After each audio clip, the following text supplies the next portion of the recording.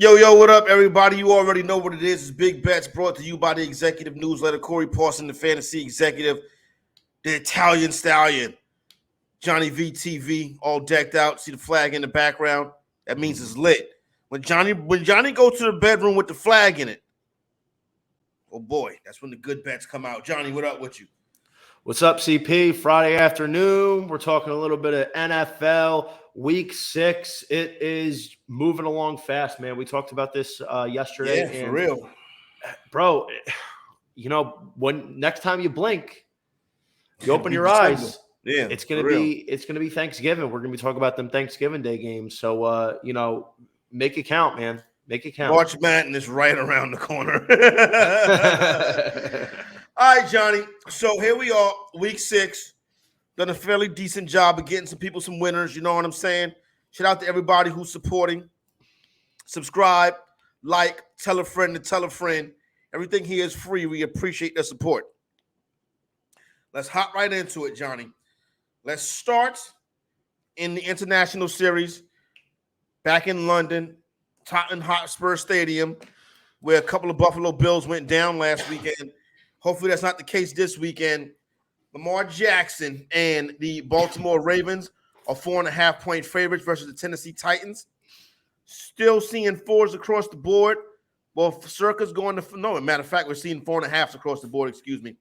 Got just about 4.5s across the board. You got a 4 at DraftKings, but the number is tilted to 115. You got a 4 at Barstool as well, also juiced to 115. Could it be just moved or could be getting ready to move? Johnny, this is a no bet. Notoriously do not like the international series. If anything, the Ravens are going a couple of money line parlays. Are you taking this one to the window, or what's your thoughts on this game? Nothing. I don't like anything about this game. I'm not a big international guy. The only reason we picked Jacksonville last week was because it was the Royal Mint in London. It was always the Royal Mint. It was always the Jacksonville Jaguars. And I think Baltimore, Tennessee, they always seem to have these very hard-fought battles. This is one of those games that, like, Derrick Henry has typically just shined. But the problem now with a guy like Henry, the thing that I'm getting worried about, he ain't shining no more. It's not that. Well, Henry had a good week the week before last. So let's calm down right there real quick. But Tajay Spears season. Yeah, I'm getting worried that the Titans are starting to do what they did before Henry became the king and started to go more in a platoon back. And Tajay Spears, bro, he's good. You know what I mean? He's got juice. But, for me, Derrick Henry has never thrived in a system where he's splitting carries. He's in one series, the next guy comes in. Henry is a guy that has historically done most of his damage in the fourth quarter after he's worn down a defense for the first 3. And the fact is, we're not seeing him get the 20 carries consistently each week. It's here and there, and that doesn't do him any favors, bro. You can't be having Henry get like 12 to 16 carries. That man needs 20 carries almost every week. And, if Tennessee's not going to do that, I just don't see them really, shining in this spot as an underdog in London. I would probably go with Baltimore if I was going to take anything, but to tell you the truth, I like absolutely nothing in this game. International is a complete stay away from me. We've seen nothing but garbage product on the field pretty much every time it's a London game.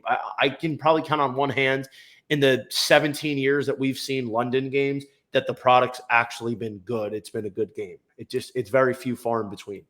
All right, there you go right there. I'm with Johnny. Like I said, it's a little bit too early for me. I'll be watching, but handicapping, not getting it done. All right, let's get ready to hop in here and get it started right now.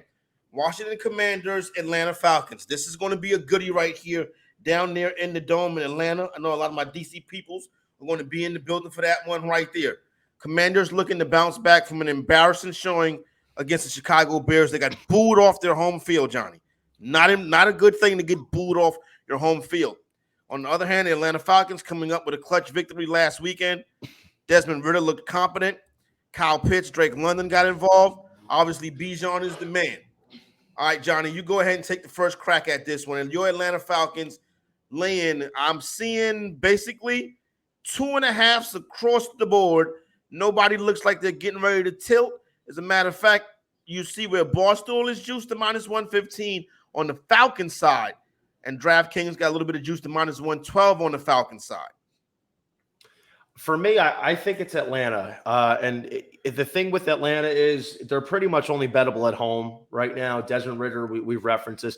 I think he's like 31 or 32-0 at home since his college days, which is an absurd stat. Arthur Smith at home is like a 9-1 ATS smash spot. Yep. I think you referenced that last week. And if you look at what Atlanta did against a really tough Houston team, they weren't great, but they were pretty good.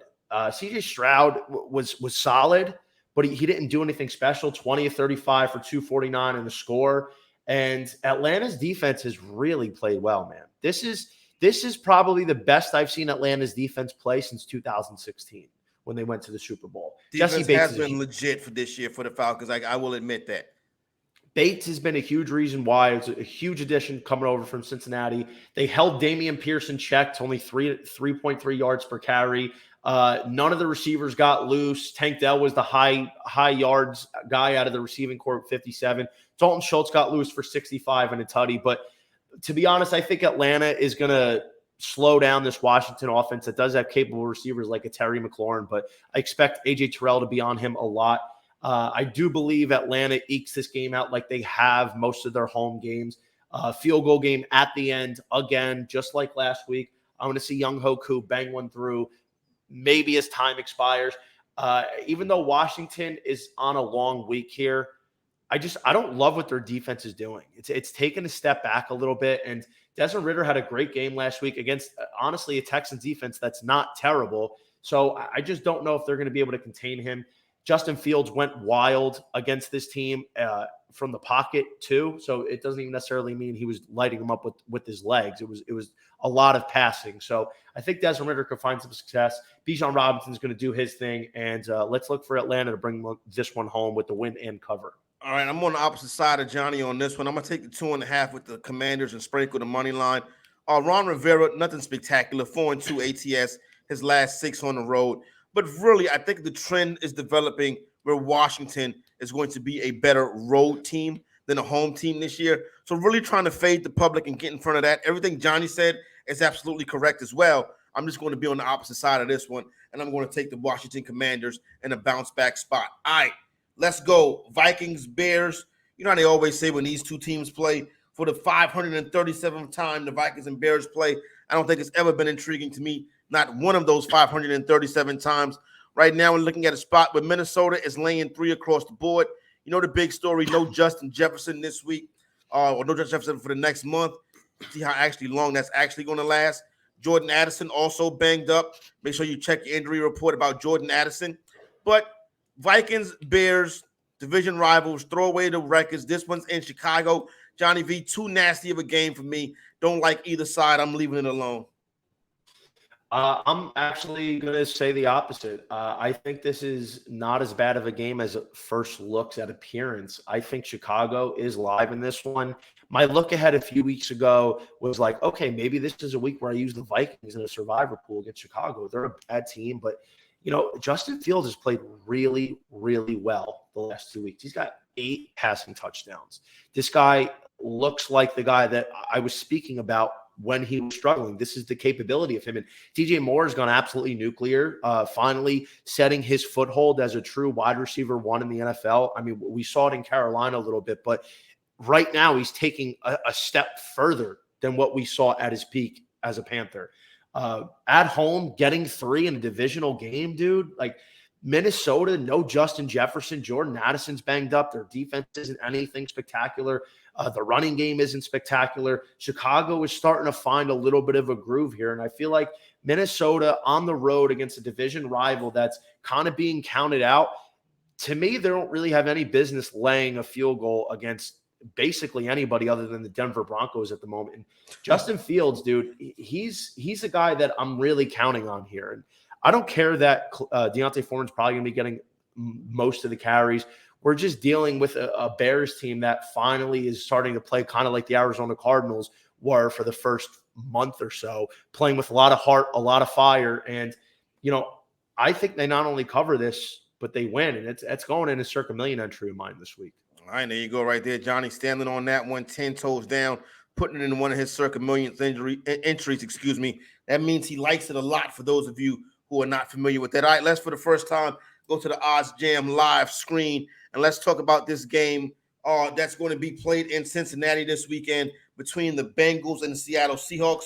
Seahawks coming off a bye, Bengals coming off a big, much-needed bounce-back win last week. Went on the road and got that done out there in Arizona. I believe that game was a road game. But what we see right here, Johnny, despite heavy betting on the Cincinnati Bengals, this number just about a couple threes left, but we see that FanDuel has already gone to 2.5. We've seen Barstool going to 2.5, and where Circa's juiced to +1 is juiced to -120 on the 3. So, lot going on, Johnny V. You go ahead and set this one off right here. Cincinnati Bengals looking to get another victory and hop back in this AFC North race. This is probably the toughest game of the week for me to handicap. On one hand, you got Seattle, who's playing pretty good football, coming off a bye, going against a team that really has just not been there for almost the entire year. But Cincinnati, man, they saved their season against Arizona last week. And we talked about that before the game, that was their season.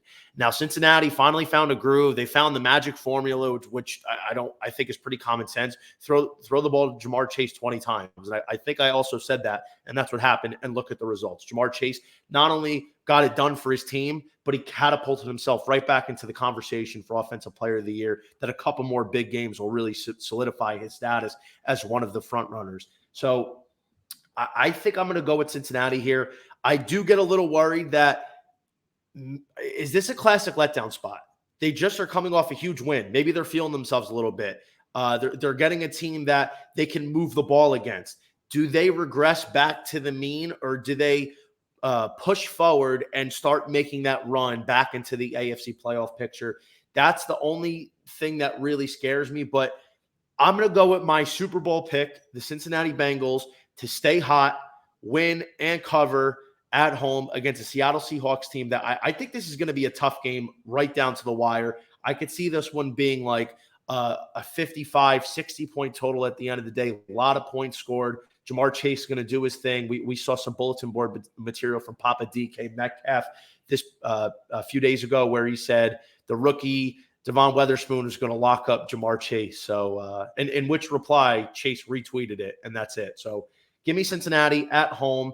I don't care if it's public. I got to ride with my team here in a 50-50 coin flip game. Public is hitting at about 55% this year. Bet's taking over 51% of the money, so the public is on fire to start the year. I'm going to go on the opposite side of this one right here, Johnny. Give me Pete Carroll as a road underdog coming off a bye. And a team that I truly think the Seahawks are better than the Bengals right now. That could change later on this year. But I think the Seahawks are legit, one of the legit teams in the NFC. They've already been on the road and beat Detroit. I think the spread was going 3 towards Detroit or 2.5 towards Detroit. That was a Royal Mint spot, dog. That was a Royal Mint spot. That's right. Correct. You are 100% correct.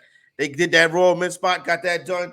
So I'm going to go and continue to back the Seahawks this week. I'm taking the Seahawks to the window a little. How you doing? It's not a bad play, dude. I think Seattle's not a good team. This is a 50-50 game. It really is. It's just, if Cincinnati shows up and play like they did against Arizona last week, and not just the competition they're facing, but just the things they were doing, they looked more comfortable. Joe Burrow finally looked healthy. He was on scrambles or rollouts where he had to get out of the pocket. He looked good. He didn't look like he was laboring. He looked effective. So that's one of the big reasons why I think the Bengals can steal this game at home. All right, there you go, right there. That's a good call. All right, San Francisco 49ers. Let's go ahead and get the parade route ready in San Francisco, because obviously they beat Dallas, so you know what that means. They're going to win the Super Bowl. They're the best team in the NFL has ever seen. With that being said, they do have to go on the road this week to face the Cleveland Browns. They're laying 9.5. It should be a pretty fairly easy game for, we might as well call them to go what they are, the world champion San Francisco 49ers. But I see what you're doing. I don't like it. I'm telling the truth. I'm telling the truth. I see what you're doing. But I'm telling the truth. I'm telling the truth. They crowned him. But it seemed like they crowned him, right? They beat Dallas. Didn't they get crowned on Monday morning? Didn't everybody crown him? I don't know. I didn't crown him. Oh, okay. I just want to make sure. All right. Well, that's me and you that know a little bit better, but everybody else.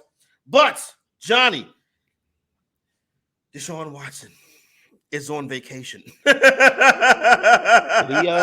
he go subscribe to Groupon and go get a rate to Cabo a little early? What's going on? Maybe there, man? Deshaun Watson is, whatever. Let me tell you something. Bro, this is how dramatic it's been. This is how dramatic it's been. Take 3 weeks off in the middle of the season and don't even talk to the media or nothing. Shoulder hurt. Shoulder's fine. You've been cleared, son. But if I say something about you, everybody say I'm the bad guy. You can rob that organization all you want. It's not my team. I don't give a shit. All right. This is a 4-point spread at the open on Monday morning. It's now up to 9.5. A lot of it is because of Deshaun Watson. But he shouldn't move the number that much. What? He shouldn't move the number that much. He should not cost that much. But most starting quarterbacks are probably worth somewhere between 4 and 6.5 points. Okay. I mean, especially when you consider the drop off from Watson to a PJ Walker or a DRT. But a lot of it is probably because of San Francisco has been just getting absolutely cracked. If I'm not mistaken, that's probably going to see over 95% of the ticket count. And of course, I think this is one of those where I think San Francisco is probably going to win. This is a lay the big spot. I feel like San Francisco is what I called yesterday a steam train. Don't be a hero and try to get in front of a train. Let the train ride the tracks, and then you just see when it crashes. That's when you reevaluate. But the problem here is I just don't know how the Browns are going to move the ball effectively and consistently on 49ers defense that's just downright disgusting. And then you have an all-world offense led by Run CMC, White Lightning, Christian McCaffrey. I like it. Even though they're going against Jim Schwartz, a really good Browns defense, and Schwartz has had Kyle Shanahan's number going back to the Atlanta days, I still think they're going to find a way. Luckily for me, Circa gave out this line at 7.5. Currently now at 9.5. That erased any doubt in my mind about taking the Niners. Any doubt whatsoever that I'm getting a 2-point advantage. You got to stay online. Which goes from a 1-possession to a 2-possession game. And it's a classic lay the big spot. And I got to tell you, I'm tripling up on San Francisco this weekend. All 3 of my entries are going to feature the Niners minus 7.5. And I got to let the chips fall where they may, bro. I think Cleveland is already fed up with the Deshaun Watson saga. I just don't know where it's going to come from for the Browns. If they don't pitch something close to a 10, 13-point game against the 49ers offense, I don't know where it's going to come from. I think 49ers win by probably 2 touchdowns. All right, next game up to discuss on the program today, Big Bets, Fantasy, Exec, and Johnny V. Come at you every Friday. Hit the subscribe button, hit the like button, holla at the homies. The New Orleans Saints on the road taking on the Houston Texans. Houston fought valiantly last weekend in Atlanta, could not get it done. See some 1.5, see some 2s, all with the Saints laying it. Circus going to 2. DraftKings juice to 115 on the minus 1.5. I'm not laying points with the Saints on the road. I'm not getting involved with this, Johnny. I haven't touched this game. I probably won't, but I would go with the Texans at home off a loss in Atlanta. I think New Orleans is riding high after a big win in Foxborough where they shut out the Pats.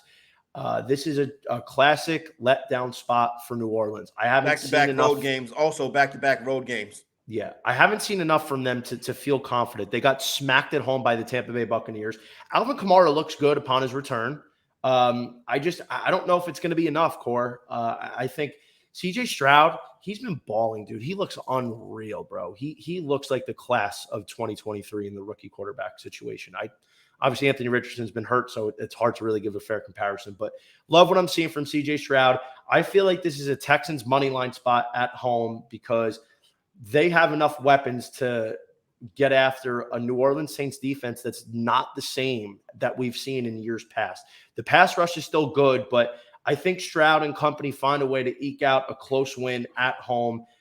Keep the points, Core. This is a Texans money line spot, not to mention there's still some home 2s. Remember what I said. Take the small, lay the big. Houston, small, at home, no doubt. All right, there you go right there. Let's go to the AFC South. Jacksonville Jaguars, Indianapolis Colts. Jacksonville back on the home soil. Laying 4, see some 4.5s in their home building versus the Indianapolis Colts, a team they've dominated. Now, we also talked last week about how the Texans dominated the Colts, and you said this is a new era of cult football. You feel that way about this matchup with the Jacksonville Jaguars? I do. The Colts are one of, if not my favorite play of the week. It is inching towards the Royal Mint spot, which is just fantastic if we could get that. The Colts, I believe, are also a triple play for me in Circa Millions this week. Okay, because like them a lot. Jacksonville, even though they got 2 wins in London, they're coming off a 2-week stretch in London, abroad. The travel schedule is brutal. I mean, yeah, they stayed out there fine, but that's a tough adjustment, dude. Then they're going to come home, play division rival, and let's be frank about this. I love Anthony Richardson. I think he's a dog. I think he's going to be a star in this league. But between the injuries and just being a rookie, it's hard to count on them consistently. Gardner Minshew, even though he looks like he came straight out of Woodstock, he's giving Indy a chance to win every time he's in. Goes on the road in Baltimore in bad weather as an 8-point dog, gets the money line upset. He takes over for Richardson against the Titans, a game that they were probably going to lose. And what happens? He goes and delivers. And I think that's the same case against Jacksonville. I feel like the Jags are going to be a little jet lagged. They're going to be a little tired. I just think that the Colts are going to stand up for this one. I think they not only cover, but honestly, Core, I think they win outright. Money line that hole. Indianapolis Colts, according to Johnny V. I'm on the other side of this one right here. I'm going to lay the number at home with the Jacksonville Jaguars. I think that streak keeps up. I think it keeps them live. I think Jacksonville is starting to hit their stride a little bit, and I like the Jags at home. They were at home in that spot where that should have faded them versus Kansas City, but I feel them coming back this week. Me and Johnny on the opposite side of this one, but I'll be 100% honest with you.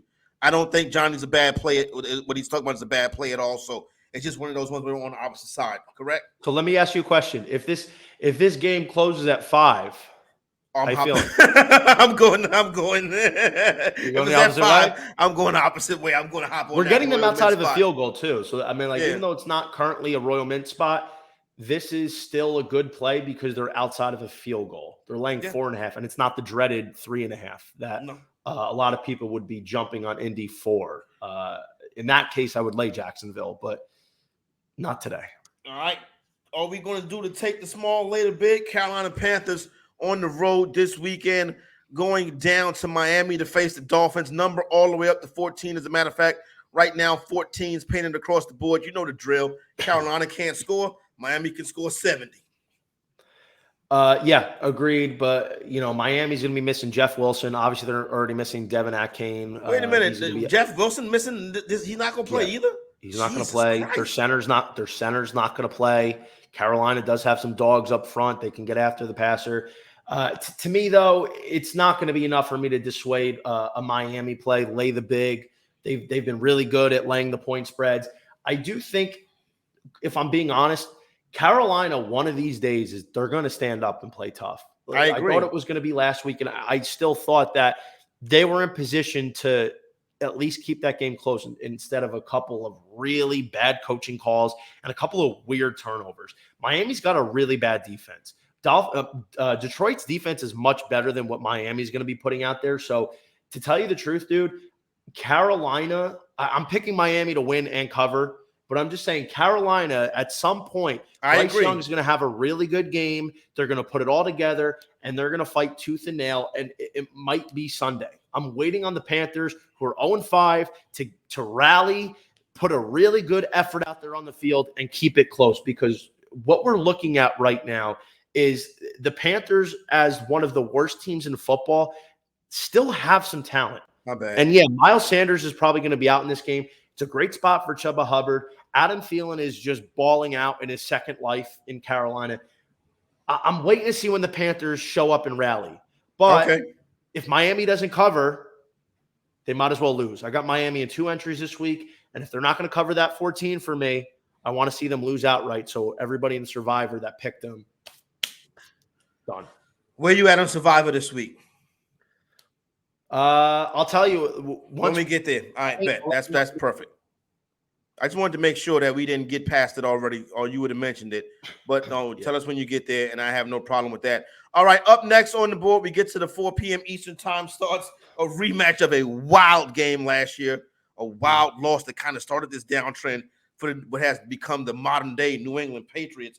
They're back at it versus the Raiders this week. They're going out there, Patriot Nation back out there at the scene of the crime from last season. You know, the Mac Jones, Chandler Jones craziness that took place at the end of that game. New England, Johnny, boy, Patriots down bad, bro. You know what I'm saying? Right now, the Raiders laying 3, got 3s all across the board, even though you could start to see some 2.5s pop as some money comes in on the New England Patriots. Johnny, I cannot bet New England right now. And trust me, these last couple of years, I've lost a lot of money back in the Raiders. I got to go back to the Raiders this week. Am I making a mistake? I mean, I'm not touching this game. The Raiders seem like the side here, and there are 2.5s out there. I feel like that would be the play for me. But to tell you the truth, Vegas looks terrible. Josh McDaniels is just an absolute moron. If Green Bay was good, they would have won that game on Monday night. Josh McDaniels, with the chance to go for it on 4th down and put the game away, chooses to kick a field goal to go up by 7 points, leaving time on the clock for Green Bay to go down and tie it, or maybe go for the 2-point conversion and win it. Daniel Carlson misses the field goal, and Green Bay gets the ball, I think at their own 39, their own 40, something like that. And Jordan Love throws the game-ending interception. But, bro, if the Packers ended up coming back and won that game, disaster. I mean, we would really be talking. We would be grilling Josh McDaniels about that call. But because they won, it's swept under the rug and it's not as talked about. McDaniels finds ways to lose games for his teams. And to be honest, I don't even like what I'm seeing from the Raiders. Josh Jacobs hasn't looked good this year, coming off the holdout. We knew that was going to happen. Devontae Adams, they threw the ball to him 4 times. Like, he was open a handful of times. Jimmy Garoppolo just didn't look for him. He's looking for Jacoby Myers. All of a sudden, his wide receiver won. In a battle of the master versus the disciple, I would probably say the disciple wins this at home, but it's a complete stay away from me. Yeah. Then when I say I'm not backing, I'm with, I would take the Raiders, but I don't have to take this game. That's the good part about it. So I'm not taking none of them. All right. Detroit Lions, Johnny, since the beginning of last season, 16-6, 72% cash rate against the spread. And here they are laying a short number on the road this week. And everything inside of me wants to take the Tampa Bay Buccaneers, but I don't want to get in front of the Lions right now. Yeah, Lions are kind of the same thing that we talked about with the Niners as a steam train. And I mean, to a lesser degree, but of course, Detroit is playing really well. I do hate Dan Campbell for the lack of usage of Amon-Ra and Jahmyr Gibbs, who, by the way, will miss this game. But I just, they're finding ways to win, man, and we might as well get something good out of it. So I'm backing the Lions. They're a play for me. I think actually Circa gave them out at 3.5. But again, that 3.5 versus the 3, going to lay outside of a field goal because everybody's going to be running to back the team, getting a field goal and a hook. There are 3s now, but even Tampa Bay off a bye, who's played decent football, not great, getting Mike Evans back, it looks like, I still think they're going to come up short. I feel like this is a game where Detroit wins 27-23 or 28-23, close, but the Lions take care of business and they cover. I'm expecting a nice game from Amon-Ra and his return. I think road favorites. I want to go ahead and run some numbers right quick and check, Johnny. But I think road favorites, we've been discussing this the past couple of weeks. I did see something. Road favorites. Let me check right quick. Road favorites so far this season, road favorites are hitting at 54%. Not great, but not bad. Better than road dogs. You know what I'm saying? So there you go. 54% is a number I can kind of get behind, Johnny. You know what I'm saying? That's outside the -110 range. I just, you know what it is, bro? Like, I don't love Tampa Bay. I like them, but they're a team to play to pick your spots. Like, they beat the Bears, and honestly, that was a way closer game than it should have been. A late touchdown off a screen pass with the Bears backed up kind of made that score look a little bigger than it was. They demolished the Saints. They got clapped by the Eagles, and they fought a close one with Minnesota. I think they're appealing. I think they have a shot to win the division for sure. I just don't know if they're in the same league right now as Detroit. Roster-wise, they are. Roster-wise, you can make a case that they might be better, but Dan Campbell's a better head coach. Mike Evans a little bit banged up, and then Godwin's a little bit banged up too going into this game. But so that's stuff that we'll figure out on Sunday morning. Make sure you join us live Sunday morning. I see everything you're saying, Johnny, and trust me, I want to take Tampa, but I just can't. I can't get in front of the Lions anymore. No, I know. That's why we're both on the Lions. I think Detroit is.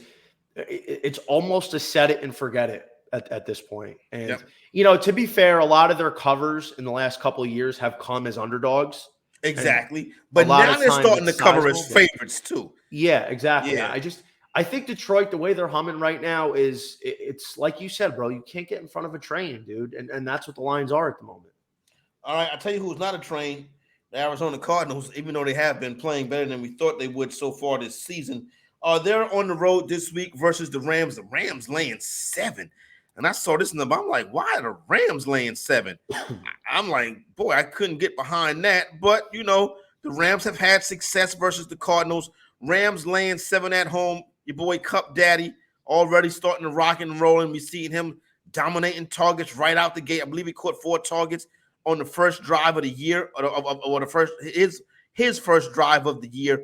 7 seems like a lot, Johnny, especially with the way that Arizona's been covering these numbers. It does seem like a lot, and I was wrestling with this decision, so I'm probably – I think my circa million is going to feature the Rams -7. My partner actually made that pick, and I was wrestling to see if I wanted to take Arizona in an entry because they are a tough team, even though they didn't play well, and it's a divisional game. But the Rams have dominated this going back to Sean McVay's time there. And to tell you the truth, dude, I think the Rams are a good play at 7, getting Cooper Kupp back with Puka Nacua pumping the way he is. Big Daddy Stafford looks like the Big Daddy Stafford of old. And, Cooper Kupp, believe it or not, bro, it's a weird stat, but most of his success against the Cardinals has come it's come at home. He's had some blow-ups on the road, though. He has. But I think Cooper Kupp being back is just so big. It opens up the offense. And now he's got a legit number 2 in Puka. That's why the Rams are my survivor pick this week. I didn't love it, but based on the teams I've already used San Francisco. I've already used Buffalo. I already used Kansas City. Otherwise, I would have took them on Thursday.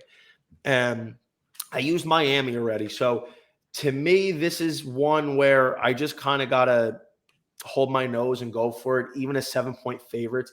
I always get nervous in divisional games, but when you're featuring teams that really aren't that far apart, they're a lot closer than people would think. But I think Sean McVay gets the best of Arizona once more. I think they win. I think they probably cover. I'm not taking this one to the window, though. But as long as the Rams take care of business and get this W, then we're all good. All right, Johnny, let's get ready to go to the next game on the slate. Philadelphia Eagles and New York Jets, 4:25 Eastern time start. Circa is down to 6. This number was at 7. You see Bet365 still handling that 7. Circa down to 6, right, Johnny? Boy, you're getting the Philadelphia Eagles at less than a touchdown on the road versus the Jets. We just talked about road favorites, right? Johnny V.